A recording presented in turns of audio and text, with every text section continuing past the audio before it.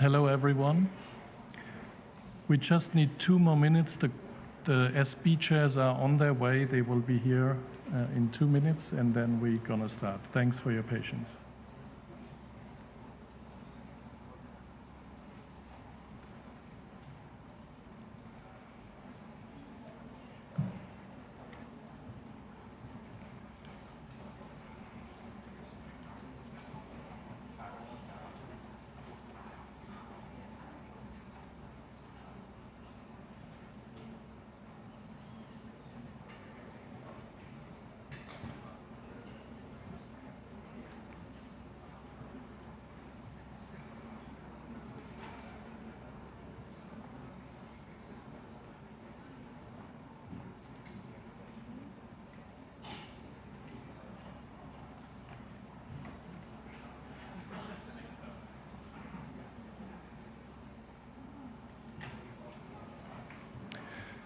In the meantime, let me tell you, we have interpretation in Azerbaijani, so please, in case for colleagues from Azerbaijan, if you would like to speak in Azerbaijani, and for other colleagues, please then use the headphones.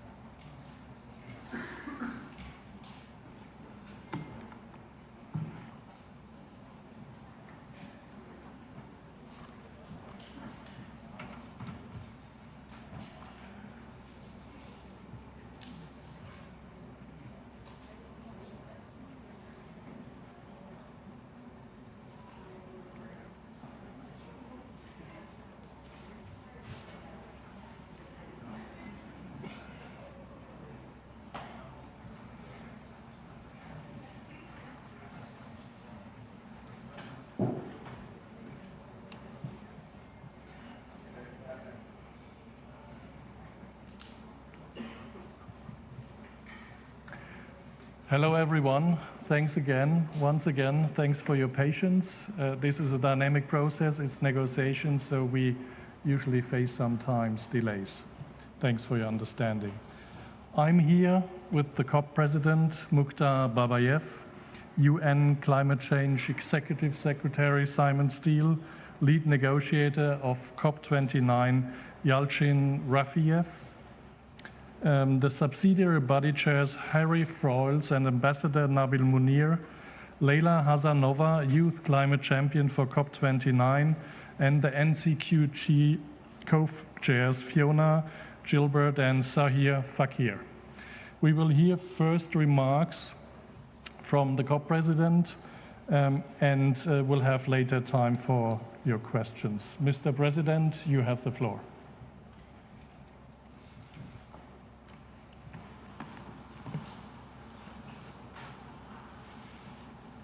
Ladies and gentlemen, dear friends, it is a pleasure to welcome you all to the second week of COP29. and allow me to thank all fellow panelists for their work during the first week of the conference. Dear colleagues, this morning in the opening plenary, I set out how far we have come in the first week of COP. We will still need to go, and the COP29 Presidency's plan to get there. We have already proved what we can achieve. We passed the first test by adopting the agenda on day one. This followed days of intensive work by the COP29 team to resolve outstanding differences. We then reached an agreement on the standards for Article 6.4, and today we have adopted Article 6.8 on non-market approaches. These are critical steps towards concluding Article 6 negotiations. We also saw the fund for loss and damage signed the hosting, trustee, and host country agreements. And we have also established the Baku work plan of the local communities and indigenous peoples platform. Dear colleagues, this represents progress, but we still have more to do. People have told me that they are concerned about the state of the negotiations. Let me be clear. I'm also concerned that the parties are not moving towards each other quickly enough. It's time for them to move faster. This week we will welcome ministers from around the world as the negotiations reach their final stage. Politicians have the power to reach a fair and ambitious deal. They must deliver on this responsibility. They must engage immediately and constructively. We have appointed ministerial pairs to hold consultations across a wide range of issues. We have also invited Brazil and the United Kingdom to support us to ensure we deliver a high ambitious and balanced package of negotiated outcomes here in Baku. They have been chosen as the incoming presidency and in developing country and as the last developed country presidency. We are delighted to have their support. On the NCQG, I am grateful to co-chairs for their hard work engaging with parties and developing the current draft text. They have cut it down to 25 pages, but we still have a long way to go. With ministers now in Baku, we need parties to work together to find solutions for the key political issues. And we have requested the ministerial pair to hold consultations. We are grateful for Ministers Yasmin Fouad of Egypt and Chris Bowen of Australia for their commitment to consult on 3 key issues: structure, quantum, and contributors. At the same time, the heads of delegations are expected to address the other outstanding issues. On mitigation, we have been clear that we must make progress. And we have heard a broad range of parties raise their concerns. During the last week, we have engaged with everyone on initiatives from the COP29 Presidency's action agenda, and we are building positive momentum. We have now appointed Ministers Tore Sandvik of Norway and Dion George of South Africa to consult on what a feasible mitigation outcome could look like. Ladies and gentlemen, the G20 will be meeting later today in Brazil. They account for 85% of global GDP and 80% of emissions. Their leadership is essential to making progress on all pillars of the Paris Agreement, from finance to mitigation and adaptation. We cannot succeed without them, and the world is waiting to hear from them. We urge them to use the G20 meeting to send a positive signal of their commitment to addressing the climate crisis. We want them to provide clear mandates to deliver at COP29. This is their chance to show their leadership. Ladies and gentlemen, allow me to make one final point. The highest possible level of ambition is indeed difficult, and it requires courage. Colleagues, now's the time to be brave. Thank you again, and we look forward to taking your questions. Thank you, Mr. President. Executive Secretary, you have the floor. Thank you, Alex, and good evening to all. And thank you for being here. So entering the second week of this COP, it's a mixed picture. It's been encouraging to see the significant strides forward, notably on carbon markets, making progress that previous COPs could not achieve.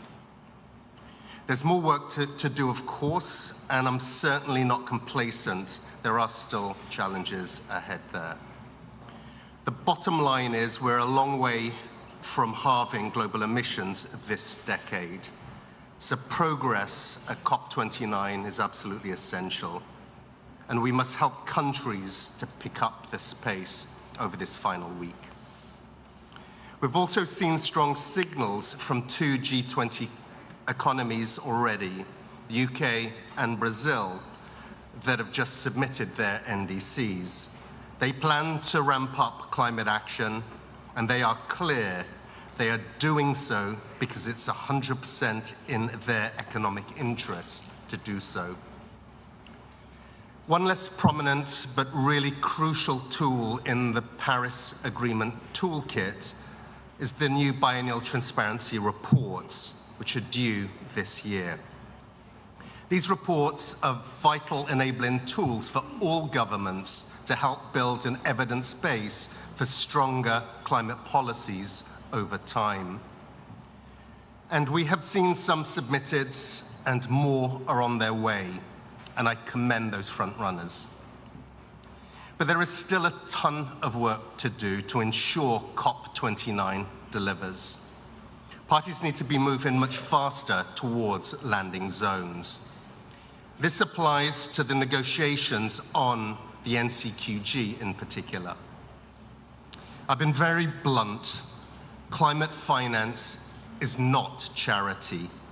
It is 100% in every nation's interest to protect their economies and people from rampant climate impacts. Parties must wrap up less contentious issues early in the week so there is enough time for the major political decisions.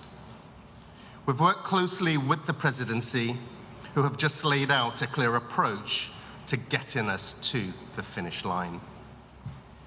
Ministers who have just arrived need to roll up their sleeves and dive into the hardest issues. The package is starting to take shape, with the NCQG as the key pillar. I use the word package very deliberately, because if we want to succeed here, we cannot afford to keep getting stuck in negotiating silos. To put it another way, we can't lose sight of the forest because we're tussling over individual trees. We also cannot afford any outbreak of you first-ism, where groups of parties dig in and refuse to move on one issue until others move elsewhere. This is a recipe for going literally nowhere, and could see global climate efforts go backwards at a time when we simply must move forward. We'll only get the job done if parties are prepared to step forward in parallel, getting us closer to common ground. The bluffing, brinksmanship, and premeditated playbooks are burning up precious time and running down the goodwill needed for an ambitious package.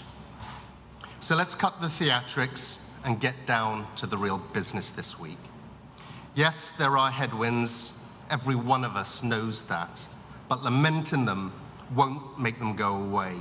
And now is the time to be focusing on solutions. I know we can get this done. The presidency is working round the clock with diligence, determination, and even-handedness. The Secretariat will continue to be the steady guide by their side, whilst also supporting parties with a focus on inclusivity. Civil society is here in force, urging parties on and keeping this COP on in the global spotlight. And crucially, there is an incredible depth of experience, wisdom, and determination among delegates. I urge everyone, now's the time to put that to work. I thank you. Thank you, Executive Secretary. We now hear short remarks from the SB chairs. Harry Frohls first, please. Good afternoon. It is also a privilege to join you this afternoon. The past week that was intended on technical topic has been productive. We witness constructive engagement and progress across the key technical discussions under the SEPSTA. Parties demonstrated commitment and really strong commitment to advance of key aspects of the work. In a broad sense, progress was made across a number of issues, notably for SEPSTA, the conclusions related to research and systematic observation, and really good progress, as mentioned by previous speaker, on market mechanism that should make it possible to have at this COP a decision to fully operationalize those markets. Parties haven't finalized yet all the technical elements, but there is a good basis for deliberation this week. As also mentioned by other speakers, we have to speed up, and from the technical side, we have to shift our focus towards building on the progress achieved, towards conclusions and decision at the end of the week, and approaching and addressing the remaining gaps. The cooperation, but especially the dictation of all parties so far, give me the confidence that we will continue to build on this moment and deliver meaningful results. With this, I will now hand over to my colleague, Ambassador Nabil Munir, Chair of the SBI. Thank you, Harry, and a very good afternoon, colleagues. Thank you, Mr. President, for the invitation to join you at this press conference. I would like to provide you just a very few short reflections on the first week of the conference. It was encouraging to see progress in the negotiation rooms in the past week and an appetite to achieve results, showcasing collaboration among parties for the common goal of safeguarding a sustainable future. In particular, progress was made on capacity building, action for climate empowerment for youth, technology, and matters relating to least developed countries. Despite progress, considerable efforts are still needed to address critical unresolved issues, such as mitigation work program, just transition, global goal on adaptation, matters relating to response measures, and of course, finance, where the rubber meets the road. Looking at the upcoming week, the aim is to achieve a balanced and high ambition outcome by the end of the week. Transparency, inclusivity, and urgency remains essential guiding principles to accelerate implementation and ensure the success of COP29. And as Simon just said, this is not a who blinks first contest. I would like to remind everyone that each decision made in Baku, each promise upheld, and each commitment strengthened is a seed planted. I urge parties to work together for ambitious outcomes. Thank you. Thank you, Ambassador.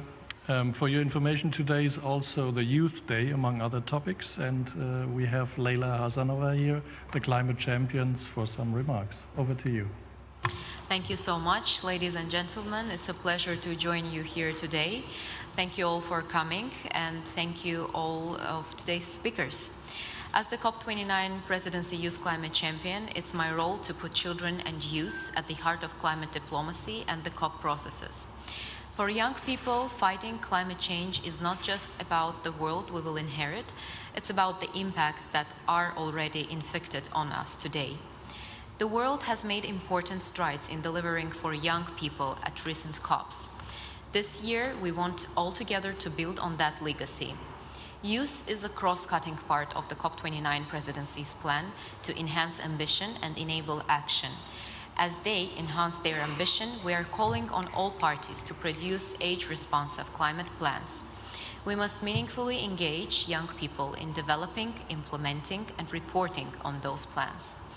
As we enable action by scaling up climate finance, I urge all stakeholders to find ways to direct resources to vulnerable young people and children. Currently, only 2.4% of climate finance reaches children and youth. This is simply not enough, because age-responsive climate finance should be a central plank of our shared path forward. The position and role of the Youth Climate Champion is still new. We're working closely with the UNFCCC Secretariat and with our fellow colleagues from previous and upcoming presidencies to further embed the role into the COP system. Together, we're looking to build COP-to-COP continuity on climate action for children and youth. This topic is too important to come in and out of style year on year. Dear friends, we have just 1 week of COP left, and we urge parties to keep young people at the heart of their discussions in the coming days. I thank you, and we look forward to taking the questions. Thank you very much. Just a reminder for the questions now, please introduce yourself, your media organization, and to let you know the Executive Secretary needs to leave in a few minutes. If you want to ask him a question, maybe to do that first. The gentleman here in the first row. Thank you. My name is Vugar Seyidov. I am from Azerbaijan State News Agency, Azertaj, and my question is to Minister Babayev. Mr. Babayev, we are now on a halfway of COP29. A lot has happened and a lot has been said. Having now reached the middle of COP29, how do you evaluate the chances for an absolute success of current conference in terms of reaching the goals that were initially set out for this COP29? And generally, would you agree with the opinion of many politicians and experts here that should those goals be reached, then current COP29 has every chance to become a turning point, some sort of a benchmark that many already call a beginning, a starting point of a new Baku process? Thank you.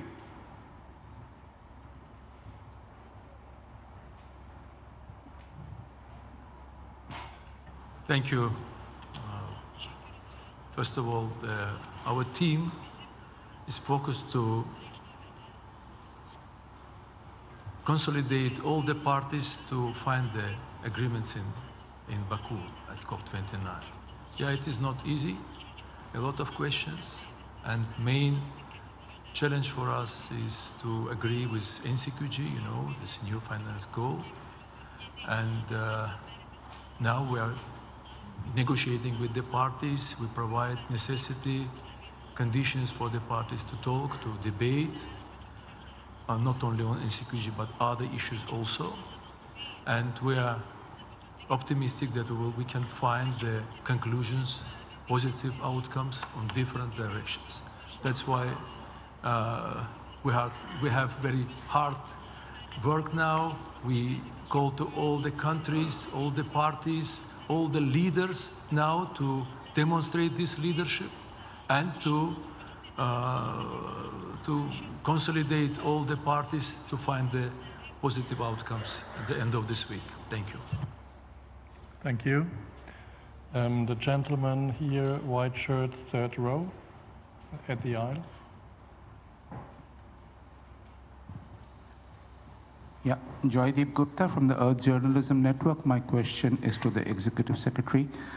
You talked just now about a package that is necessary.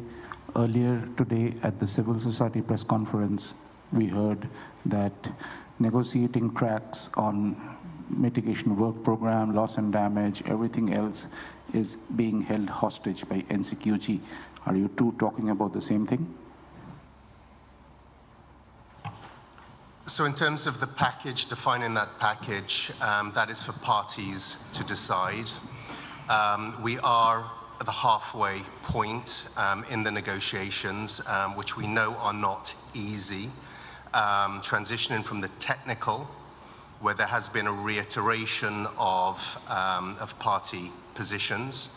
As of today, we move to the political, where those issues are expected to be elevated for resolution. So let us see how this week plays out in addressing issues and how positions can come together for landing grounds which will result in that final package. The gentleman in the black sweater here, yeah. Sorry, James Murray from Business Green.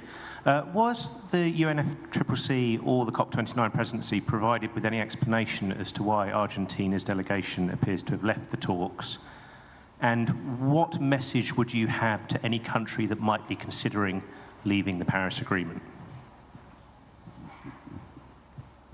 I certainly don't want to speculate on any reasons. Reason has not been brought forward to me.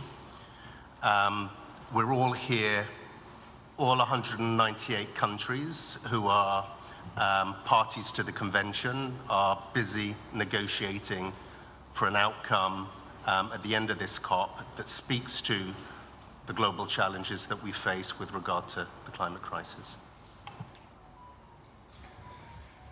On this side, the lady here in the middle with the blue shirt.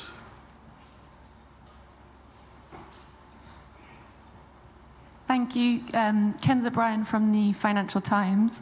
I wondered whether you think Article 6 carbon deals should count as part of the wider NCQG, even though buyer countries will be receiving a service in exchange for that carbon.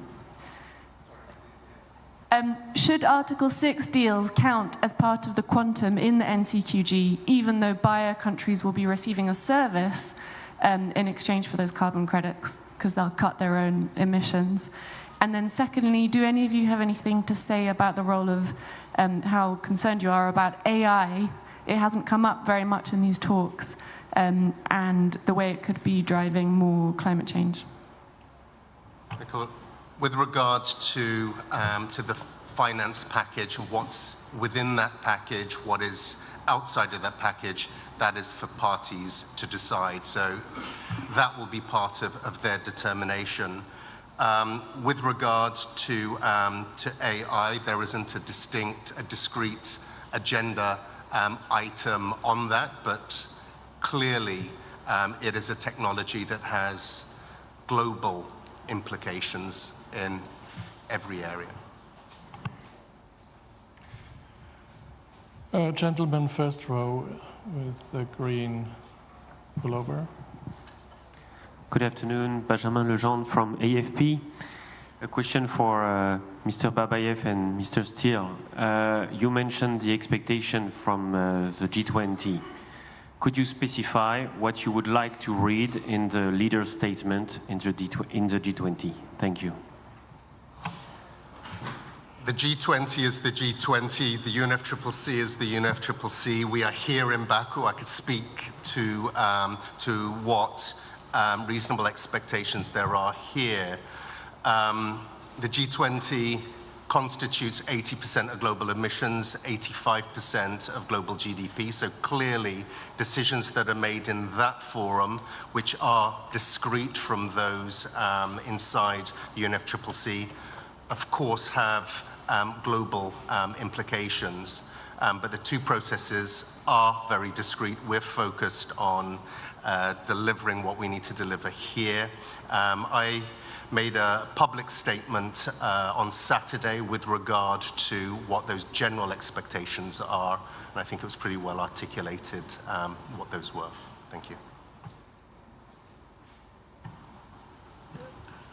I think it's a very good chance for the leaders of G20 to demonstrate their leadership and to at least to put this issue, climate agenda, climate discussions, climate actions issue in the center of the discussions, and also demonstrate their leadership in the consolidation of the big economies to contribute to this agenda, contribute to climate finance. Thank you.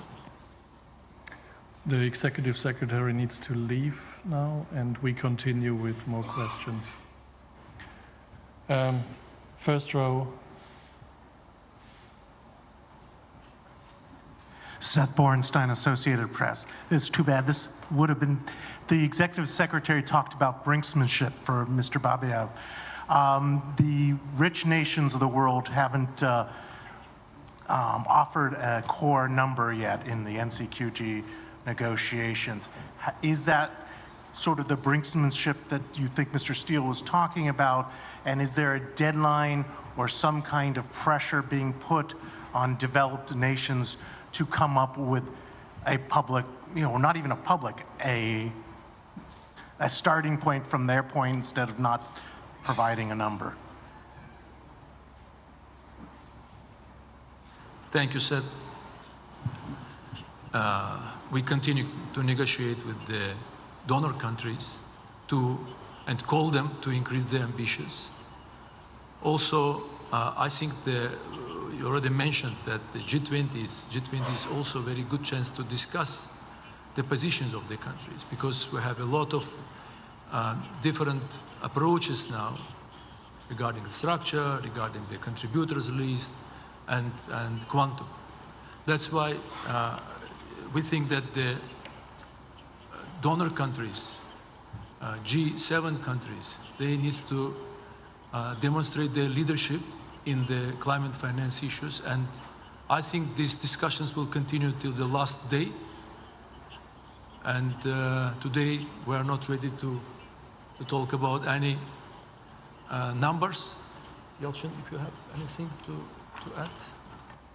Yeah, thank you for the question. Yeah, quantum is one of the elements that are subject to negotiation, and with the appointment of the ministerial pairs and the current assignment of the ministerial pairs for this week will be exactly as one of the three elements to concentrate on these three and try to, at the political level, reach out to the parties and get an agreement complementing the technical work that will be going in parallel. Thank you. The SB chair has to leave, but we take two more questions. The lady in the fourth aisle, in the fourth row in the aisle, please. The microphone is coming from the back.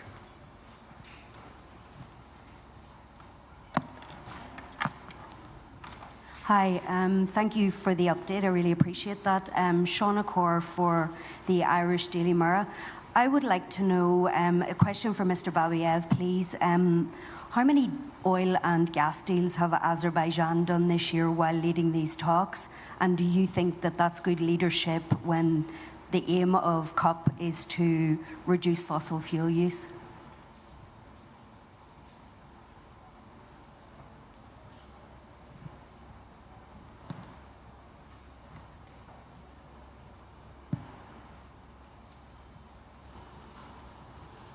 The main oil and gas producing country already adopted the decarbonization programs.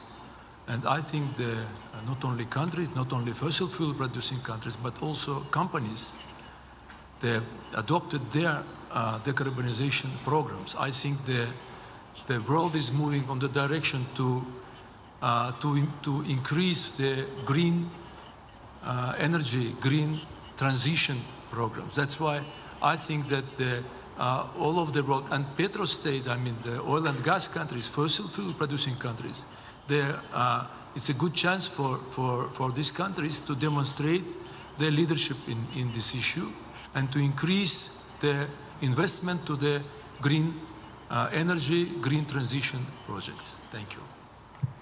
And the last question to the gentleman with the gray suit. Yeah, please.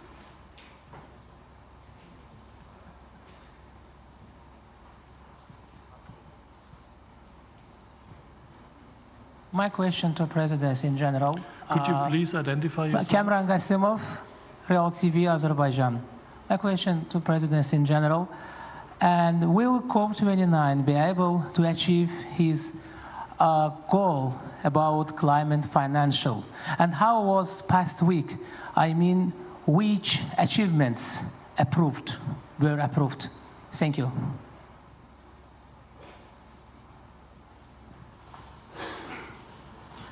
I think for COP29 team, it is good chance to organize for the countries all necessity conditions to discuss and to agree.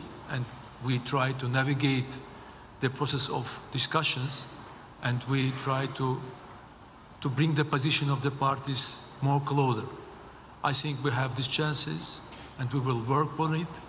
And I think it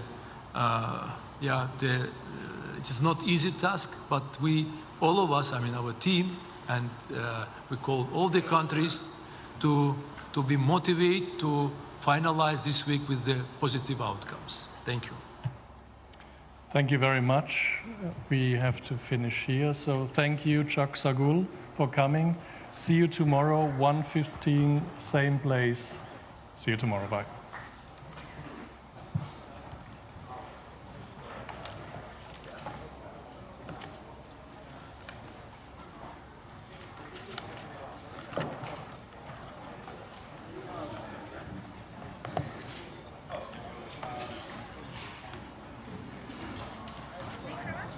Thanks for coming. Yeah. They may have questions in the Well, they'll be hard to find. Good luck. Hard to find. Good luck.